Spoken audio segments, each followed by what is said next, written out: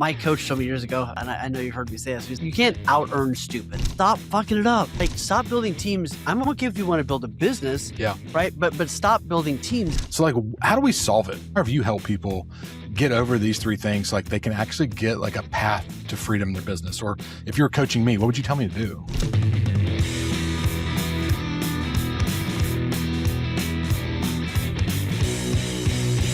If your real estate business is doing more deals than ever, and yet you feel like you have less freedom, this is the episode for you. On paper, we see this all the time. We see winning on paper, but maybe not really winning in life. You're exhausted and reactive and always on. And it comes up as burnout, but really it's a structure problem. So Brad, you and I see this all the time, right? On paper, people are winning. Yet in real life, like they're exhausted, they're reactive, they're always on, and they're showing all these signs of burnout. And it's not necessarily the issue, but it's a structural problem, and it's the way they've built it that's causing the problem. Or lack of structure, right? And I think it comes down to like three things. I think we should break these down is like the volume lie, the accidental CEO, and like the team illusion, right?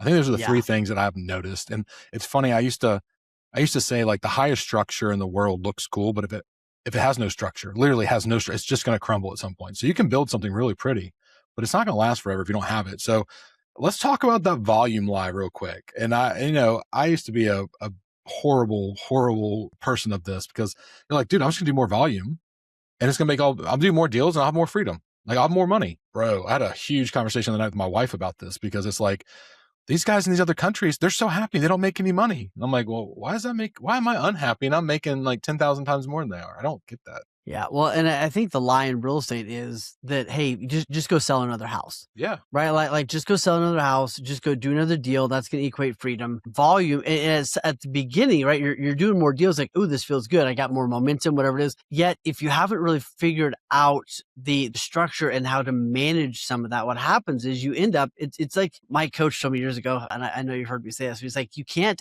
out-earn broke, right? Like you can't out-earn stupid. And I was making money, but I didn't know how to deal with it. So I would make more and it would still leave. And I see so many teams doing that and they think that they're going to like just make more money and then they'll be okay. But the reality is if you're reinvesting, and I love to remember this, but like if you're reinvesting for more than 2 or 3 years and you don't have healthy profit by that point, like the business, the way you're set up is not good. Yeah. And it's not it's cliche. It is the more money, more problems, right? It's like, yeah, you come out and crank 10 deals and you're doing well, but you're managing it all. You can close it all. You can show up to it all. You can be a parent that shows up to things. You're like, let's do 20. Well, what do you have to give up? Well, the tax man comes knocking, right? You get a higher tax break, higher tax credit, right? I mean, not credit, but whatever the rate. You have to hire a babysitter.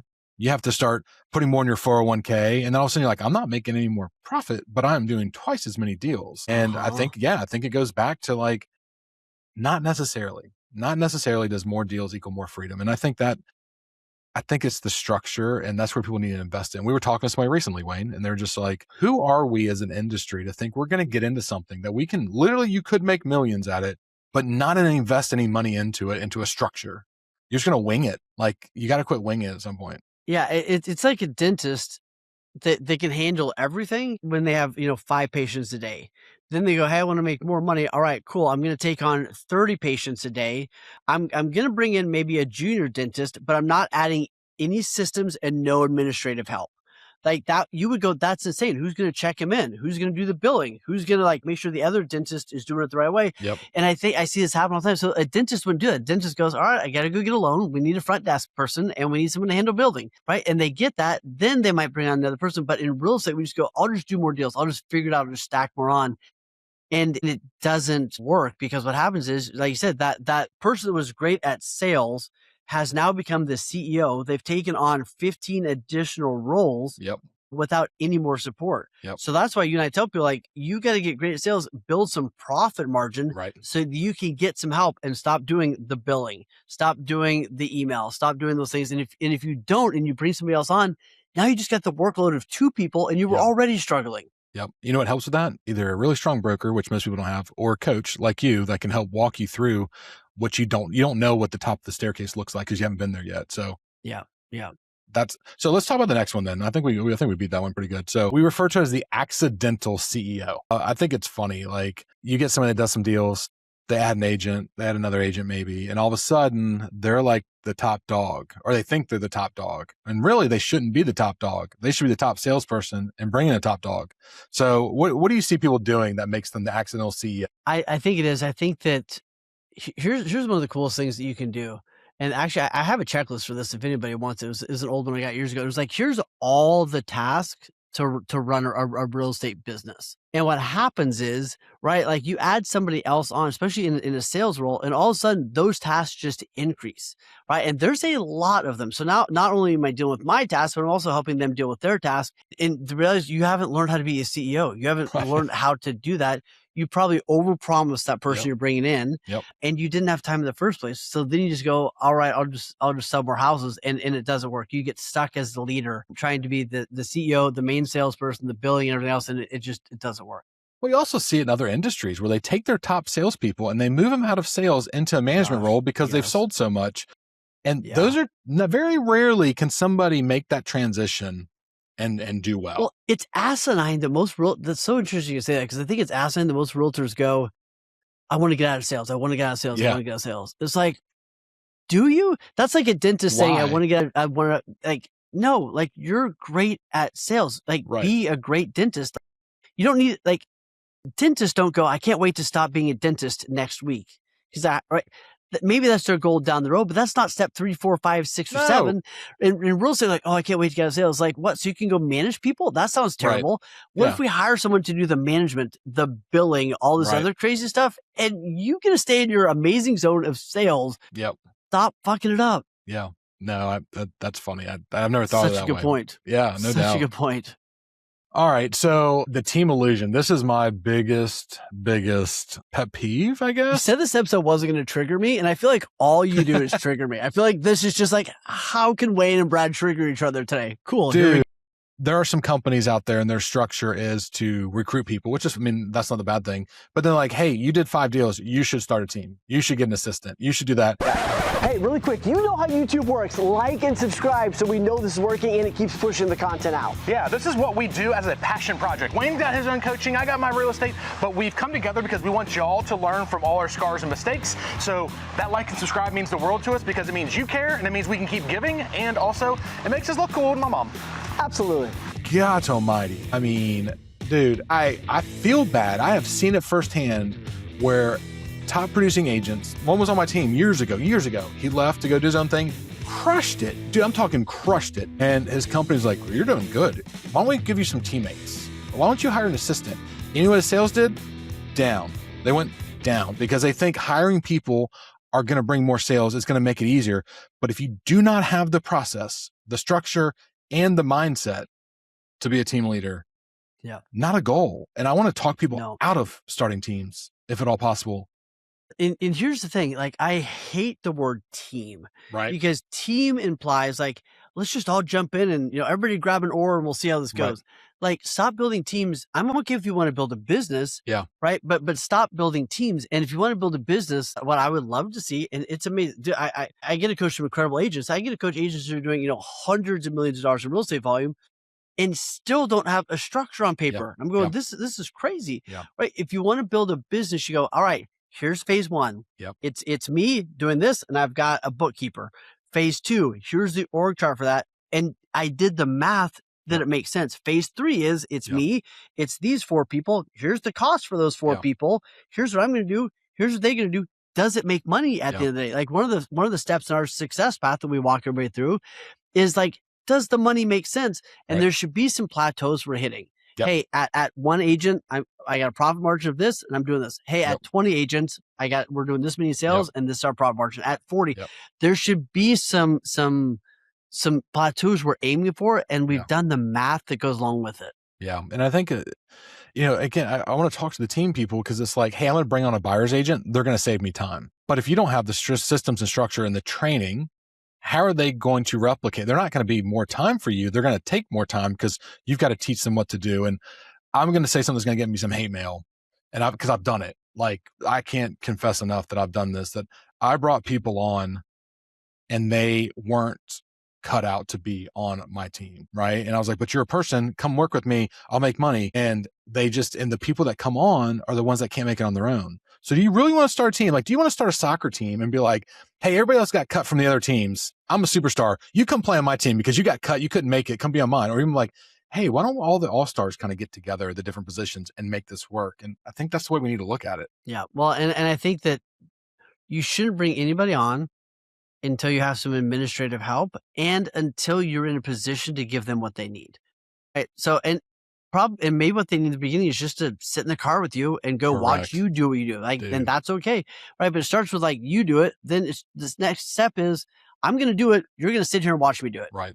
Right. Then after that, I might help you a little bit. But the next step is, all right, I'm going to sit here and watch you do it. Yep. And then after that, cool, maybe you can go do it.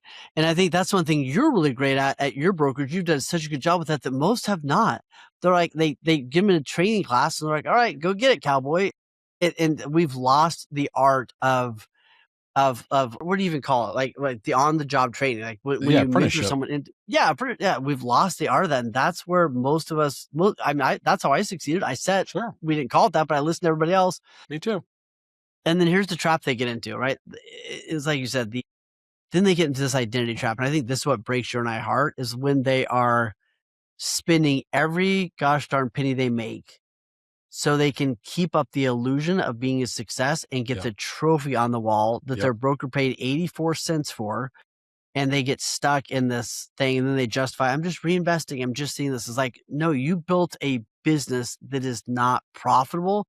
You hate your life. You're not making money, and you're also not taking care of the people you talked into to come hang out with you. Yeah. And it's, whether it's real producers or whatever, like it's good to have accolades. I get that. But I think we need to have some like deep hearted conversations with people of like, hey, I just saw for your company, you got like top 100 in your region of 3,000 but you only did 5 deals. Like, is that really what we want to celebrate right now? Like, do you really feel like you're a winner at that? Or are you surrounding yourselves with losers? That's a really strong word. I maybe should take that back. And you feel like a winner because you're playing at the bottom, right? I just feel bad when I see people promote this and they're happy. And I look up their numbers. I'm like, bro, you sold 5 houses. Like, why are we saying you're a top 100? So also, I mean, I think the other one that people don't warn these agents about, agents in general, is I like to call it like survivorship bias, right? And we get so stuck in, some people call it the glam, like people that have, freaking, I don't know how to say it really. I mean, they're doing all the reels, they're doing all the social media, but it's not real life. And so they're getting caught up in that and they think that's what it's supposed to be. And they're trying to make every sacrifice possible to get there because they think that's what the survivorship's about. Fucking internet. I don't know where he went. His internet must have dropped. He'll come back. What is? That's funny. Dude. And that's the intro to our podcast. I was like, order me a fucking Starlink today. I'm doing this shit. Didn't you have this issue like a month ago? Yeah, I just redid my entire fucking system. Oh my gosh. Fuckers. Well, it is. All right, we're still recording, so that's cool. Yep. Okay. So I was going to talk about the survivorship bias because you talk about the identity trap. So I think we went through the 3 main ones, right? Like the team illusion, all that stuff. So like, how do we solve it? Like, how do we help people, or have you helped people get over these 3 things so like they can actually get like a path to freedom in their business? Or if you were coaching me, what would you tell me to do? I mean, I think volume, I would go back to what my coach told me. You can't out earn stupid. Volume without structure and a plan is not going to work. It's going to collapse. It's going to cost you more time, energy, effort than you actually have to spend. So I think it's going back to intentionality. Do I have a plan? And plan, you and I both know plan's going to last 5 minutes till you get punched in the face, but like at least you had something. Yeah. But start off with, what's my vision? What's my, like we do on the success path, we walk everybody through. Step 1 is, what's the vision, right? And usually that's a 1-year vision. And then we go through, what's the vision? Where's the business going to come from? Does your calendar make sense? Like we go through the 7 steps. And part of that is like, does this vision make sense? Is this going to be a win? Can I do this and go, hell yeah, I was also a great dad. So I think that's where it starts. You got to start with having a pathway, not a generic one, but that works for you, that makes sense. Yeah. And I think that what I would, if I was coaching somebody in it, like I've realized that most people get into real estate by a whim, by happenstance. They don't come from a business background or a sales background. They're good talkers and they love houses. And so I think people need to give themselves some credit too of like, yeah, first couple of years, you're going to get in and grind. And it's easy to say you should have a plan, but ultimately you don't even know what you're doing. But I do think you need to be, at some point, you're going to hit that plateau where you need to call a timeout and go seek help, go read a book, call Wayne and say, you know what, I can sell. But now how do I sell intelligently, right? How do I sell with profit margins in mind? Because right now I'm buying leads. So I'm selling twice as much, but I'm paying twice as much. So how can I wean myself off? And I think that's, I mean, speaking for us, but like, that's why we're doing these series, because people get stuck in this trap where they get an illusion. The industry tells them they should be doing this. You know, people are lying to them on social media because they think it's what it should look like. And ultimately, like, people should take a pause and say, hey, I need help. I got to be a big boy, big girl now and get a real business going. And so I don't know. I think that's why in our next episode, I want to tell people like our next episode, like we're breaking down the exact shift in systems like that separate the high producers from like the agents who feel trapped inside their own business. So that's our next motivation. And I mean, I'm sure it's going to hit I'm sure it's hitting a lot of people right between the eyes right now. It's like, hey, this is real. This is a real Untucked. That's what we're calling it. So I just want to encourage people to like, not just subscribe for our purposes, but hit subscribe so we can keep telling you the truth and having these truthful conversations about what your business can look like and not what you think it should look like. Yeah, absolutely, man. And that's what we're doing this, right? Whether you're at 0 agents, 5 agents, 40 agents, we want to help you see around the corner so that you know what systems and structure to put in place. Like if you're overwhelmed, if you're checking the phone, you know, all night long, if all that's on, like we want to help you break free of this. So, yeah. If you're looking keep after it. If you're looking for a community, check down the show notes. We've got a link to our mastermind. See if you're a good fit for it. This could be something that could really help you reevaluate your business and build it the way you need to be built. Hey, real quick, if you're liking this content, imagine having a full day immersed with people that are on this like us, that are learning from each other. Man, we do these kind of events, these intensive, a couple times a year. And if you know that you are the smartest person in the room and you need to get in some other rooms, this is the place to be, right? So apply, send us a message right now. We'll send you the application link and see if you are the right fit to be in one of the rooms.